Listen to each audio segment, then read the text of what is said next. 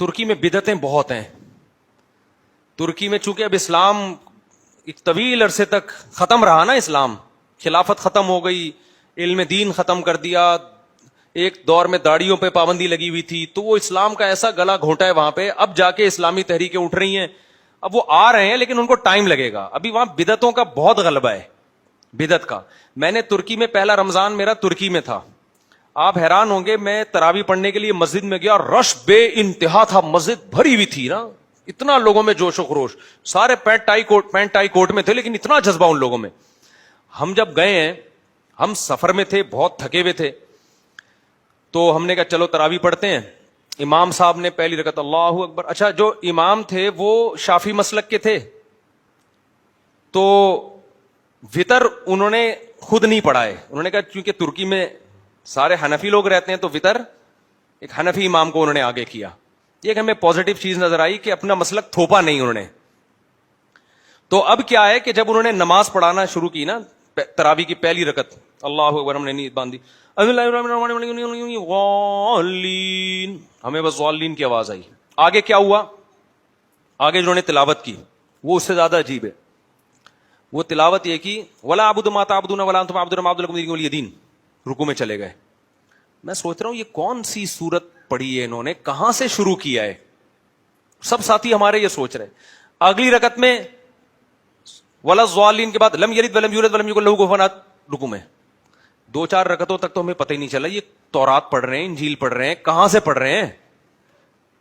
قل یا ایھا الکافرون سے بھی شروع نہیں کر رہے تھے, تو نا قل یا ایھا الکافرون سے شروع کرتے, بیچ سے ولا اعبد ما تعبدون ولا انتم عابدون ما اعبد لكم دینکم, 3 آیتیں آخر کی.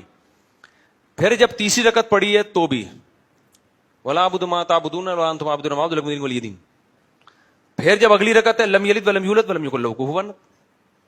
2-4 کے بعد میں پتا چلا بھائی یہ قل واللہ بھی آدھی پڑھ رہے ہیں اور سورہ کافرون بھی آدھی. 20 کی 20 رکعتوں میں یہی پڑھا ہے انہوں نے. تو میرے ساتھ 1-2 لوگ اور بھی تھے, انہوں نے کہا یار یہ اسٹائل کی تراویح ہم نے پہلی دفعہ دیکھی ہے. میں نے کہا بیٹا ہم نے گاؤں میں تراویحاں پڑھی ہیں بہت اسپیڈ میں, ایسی اسپیڈ خدا کی قسم فرسٹ ٹائم دیکھنے کو مل رہی, ایسی اسپیڈ ہم نے آج تک نہیں دیکھی. پھر وہ انہوں نے کہا وہ جو ہے وہ کیونکہ سارے ترکی میں تو 99.9% فقہ حنفی ہے, خلافت تھی نا وہاں, تو اب وہاں پر وہ امام جو تھے وہ حنفی امام آئے نماز پڑھانے کے, انہوں نے پھر وہ وطر میں پوری کسر پوری کر دی. اتنی لمبی 20 تراویح نہیں ہوئی جتنا لمبا انہوں نے وطر پڑھا. وہ پھر تجوید بہت اچھی تھی ان کی, قرات بہت اچھی. ہم نے کہا بھائی آج تو پڑھ لی, اس کے بعد ہم یہ تراویح افورڈ نہیں کر سکتے. لیکن ہم بدگمان نہیں ہوئے ان سے. یہ بھی میں آپ کو جو واقعہ بتا رہا ہوں خدا یعنی ان کی توہین کے لیے نہیں. ہم نے کہا یار یہ حالات اگر ہم پر آئے ہوتے تو شاید ہم اس سے بھی گئے تھے. جب آپ الٹی سوچ لے کے جاتے ہو نا تو ہر قوم کی برائی نظر آتی ہے آپ کو. جب آپ پازیٹو سوچتے ہو تو پھر ہر اس میں بھی آپ کو اچھائی. ہم نے کہا یار ان کے اوپر 100 سال لبرل حکومتوں نے حکومت کی ہے, اسلام کا گلا گھونٹا ہے, ان لوگوں نے اتنا بھی بچا لیا نا, رمضان کی تراویح بچا لی, یہ بھی غنیمت ہے. کیونکہ یہ ان کے استاد جو بھی امام تھے نا وہاں جنہوں نے تراویح پڑھائی, ان کے استاذ ان کی آپ ہسٹری پڑھو, بڑی قربانیاں دی ہیں ان لوگوں نے اس کو بھی بچانے کے لیے, ورنہ تو یہ بھی ختم ہو گیا تھا. چھپ چھپ کے نمازیں پڑھتے تھے, چھپ چھپ کے قرآن, تو اتنا بھی رہ گیا. کیا یہ غنیمت ہے بھائی. اب جب اسلام آئے گا تو انشاءاللہ پھر وہ آہستہ آہستہ آ جائیں گے خیر کی طرف. تو ان کی یہ برائی نہ دیکھیں کہ وہ اس طرح سے تراویح پڑھ رہے ہیں. ہمارے نظر تو میں جائز نہیں ہے اس طرح پڑھنا, ہم نے تو کہا ہم اپنی اخپل طریقے سے پڑھ لیں گے. لیکن ہم نے یہی کہا کہ یار یہ جو ان لوگوں نے اتنا بھی بچا لیا نا اسلام کو. اچھا ترکی میں ایک بدعت اور بھی ہے, ہوتا یہ ہے کہ جب امام فرض نماز پڑھاتا ہے نا تو ایک مؤذن یا جو اقامت پڑھنے والا پیچھے بیٹھ کے لاؤڈ اسپیکر پہ سبحان اللہ سبحان اللہ سبحان اللہ ایسے پڑھ رہا ہوتا ہے. میں جب فرسٹ ٹائم ترکی گیا میں نے کہا بھائی یہ کیا بدعت ہے یار, یہ تسبیح آہستہ سے پڑھو, وہ مائک پہ کیوں پڑھ رہا ہے. تو ہمارے استاذ جو ان کو ترکی پہ بڑی معلومات ہے نا, وہاں کی ہسٹری بہت جانتے ہیں, انہوں نے کہا ہوا یہ تھا کہ جب یہاں مسجدوں میں اماموں میں پابندیاں لگی ہیں تو یہاں کے علماء نے کہا کہ اگر ہم یہ تسبیحات مائک پہ نہیں پڑھیں گے نا یہ آہستہ آہستہ لوگ ان چیزوں کو بھول جائیں گے.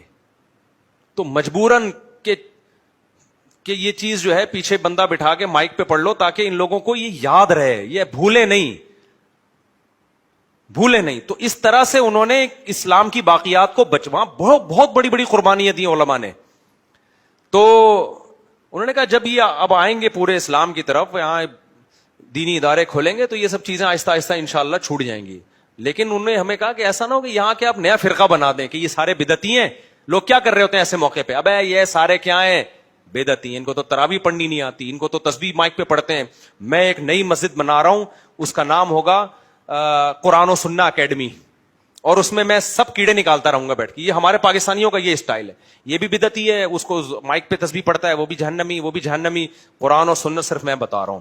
تو اس سے سوسائٹی میں اصلاح نہیں ہوگی, اس سے ایک نیا فرقہ بن جائے گا. اصلاح کا یہی طریقہ ہے, آپ ان کی خوبیوں کو ہائی لائٹ کریں اور بند کمرے میں آرام سے ان کو بیٹھ کے سمجھائیں کہ بھائی اب تو چونکہ وہ ماحول ختم ہو گیا, سیکولر حکومتیں, آپ ماشاءاللہ آپ نے دینی جذبے سے یہ کام کیا, لیکن سنت طریقہ یہ ہے کہ آپ آہستہ آواز میں تسبیح پڑھا کریں. تو اس طرح سے کوئی پازیٹیو وے میں ہمارے علماء دیوبند کام کر رہے ہیں الحمدللہ, جا کے ترکی میں پازیٹیو وے میں بڑی محنتیں کی انہوں نے. تو کوئی پازیٹیو وے میں کام کرے گا تو کام ہو جائے گا. لیکن اگر یہ کھلی چھوٹ دے دی نا, تو یہاں سے فتنہ پرست جا کے وہاں بھی اپنی یوٹیوب پہ دکانیں کھولیں گے, لیبل لگائیں گے فرقہ واریت ختم کر رہے ہیں, لیکن ہوگا کیا, مارکیٹ میں نئے نئے فرقے آنا شروع ہو جائیں گے. تو قوم کی اصلاح کرنی چاہیے, اس کا مذاق نہیں اڑانا چاہیے. تمام دوائیں بچوں کی پہنچ سے دور رکھنی چاہیے, پھر بھی آرام نہ آئے تو قریبی معالج سے رجوع کرنا چاہیے.